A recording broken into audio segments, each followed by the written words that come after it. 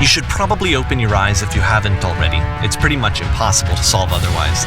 And there is a solution, by the way.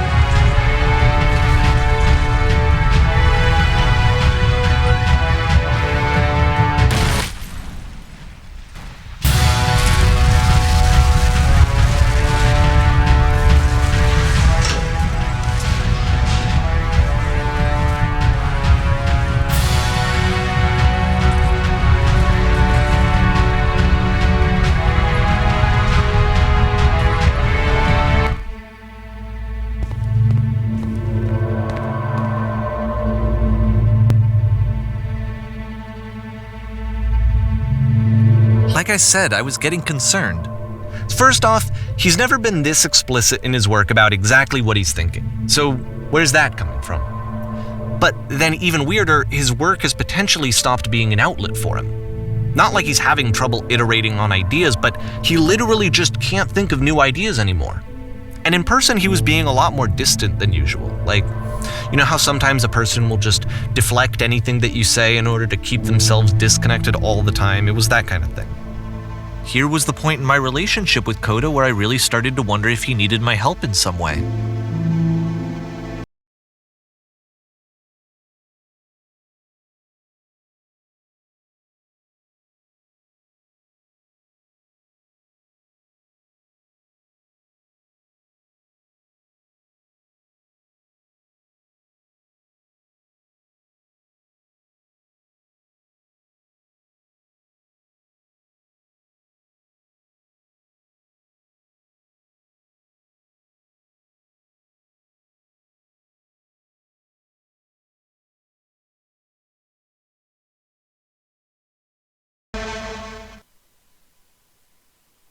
His games are going to get more desperate from here on out.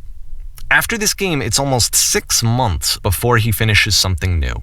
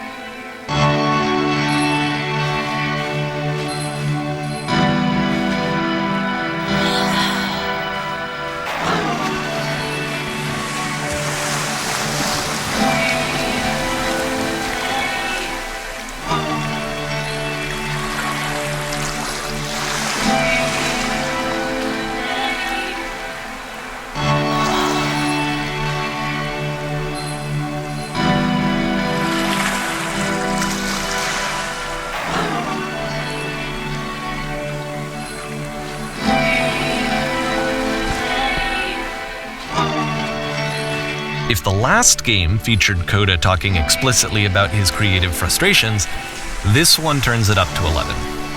Now, put yourself in my shoes playing this. Here's a friend whose work is exhibiting signs of struggle, frustration, anxiety, depression, even. And yet still, he keeps making games. He keeps throwing himself into the grinder even when he clearly doesn't have the energy for it anymore. Why? What is it for?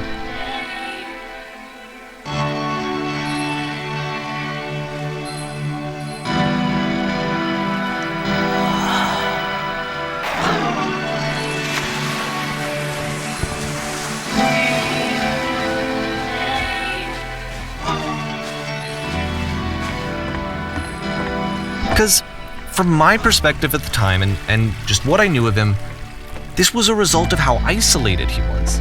He was in his own little bubble, just sitting at his computer all day, not really showing these games to anyone, not releasing them onto the internet, and so he didn't have anyone outside of himself to connect with. He had no outlet to ground himself on.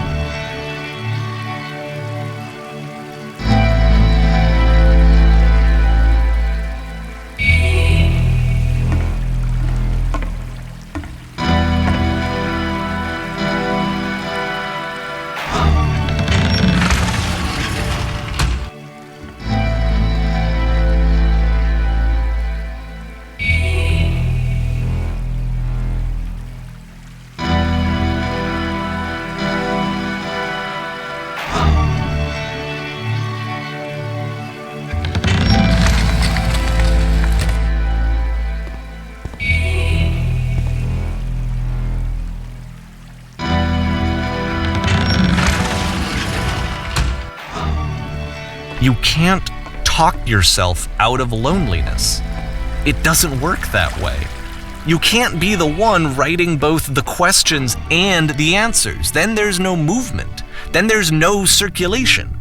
If all of your anxieties are being channeled into your work, then if the work ever fails, you have no backup and you're just going to crash.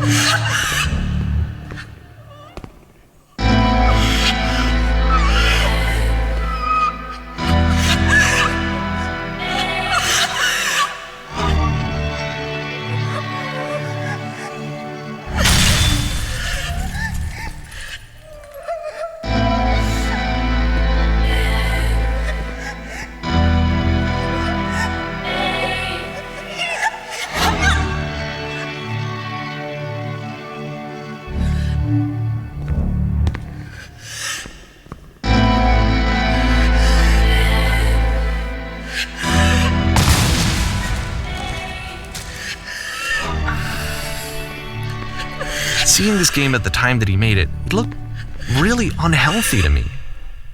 I was watching him do this to himself, and I hated it. I hated seeing him so trapped. It's like, video games are not worth this amount of suffering.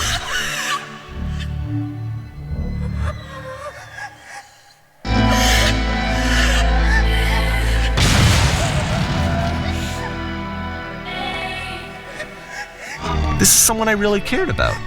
And I used to get so much joy out of seeing him create. For him to suddenly become angry and frustrated like this, it was the worst thing for me.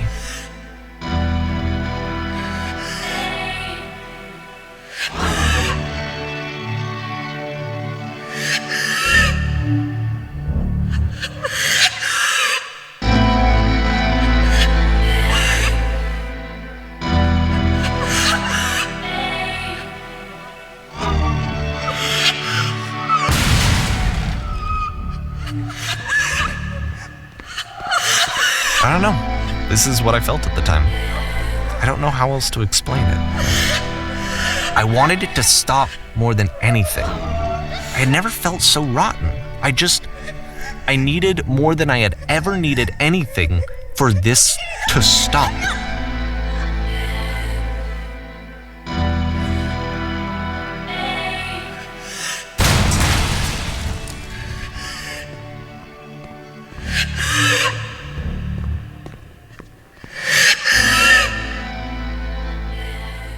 But it didn't stop.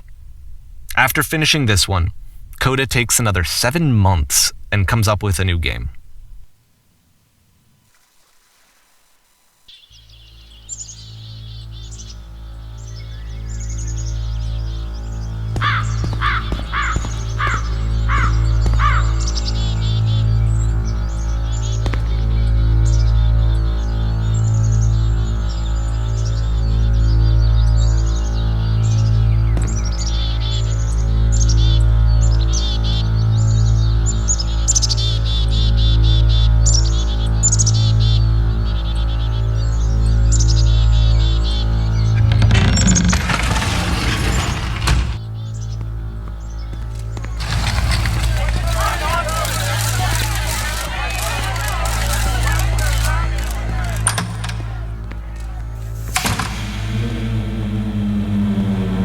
And of course, it's the machine.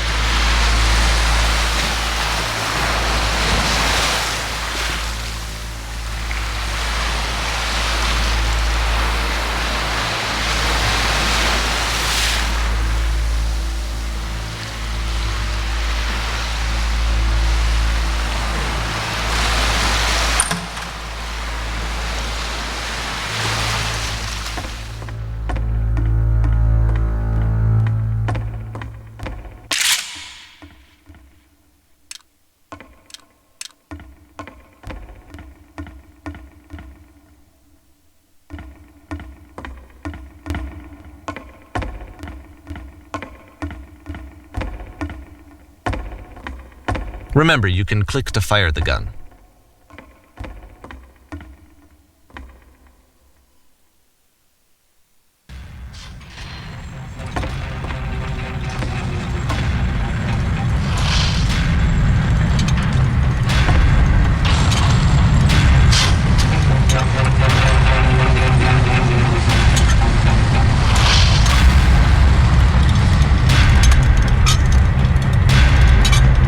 So now the work is becoming self-destructive. And I'll tell you, at the time that I first played this game, shortly after he made it, here's what I'm thinking to myself.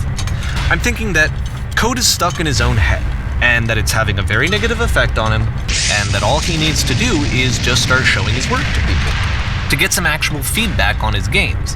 It might get him out of isolation. And so, as I'm thinking this, I realize that I could be the one to initiate it. Because it would never occur to Coda to start actively soliciting feedback, so what if I did it for him? If he could see the difference it would make to have more actual conversations with other human beings, would that bring him out of his mental spiral? Would it give him confidence in himself? Would it bring meaning back into his work?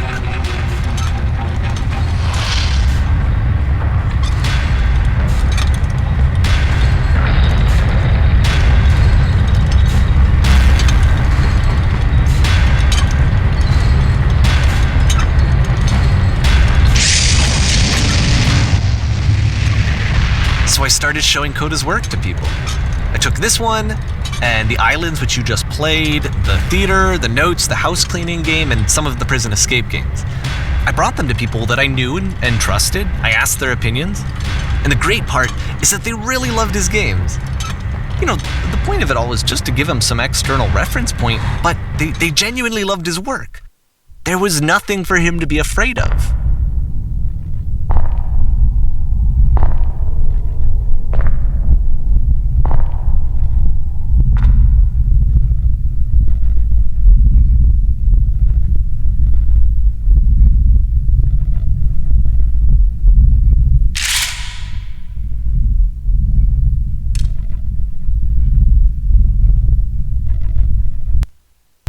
Can you see why I felt like this was the right thing to do?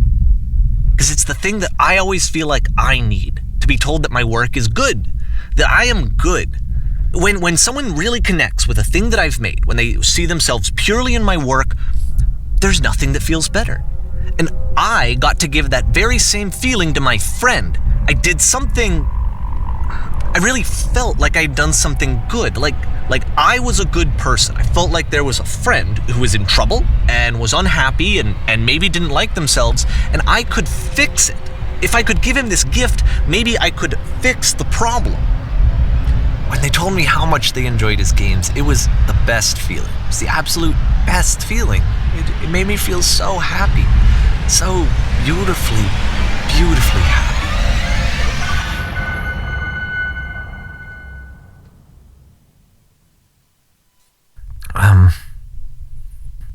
So anyway, Coda finishes this game, and then really he just kind of takes off for a while. So this is June of 2011, and I didn't hear anything from him for several weeks, I guess. And so out of nowhere, one day I get an email, and it's got a private link to a new game of Coda's. This one is called The Tower, and to my knowledge, it's the last game that Coda ever made. So let's take a look.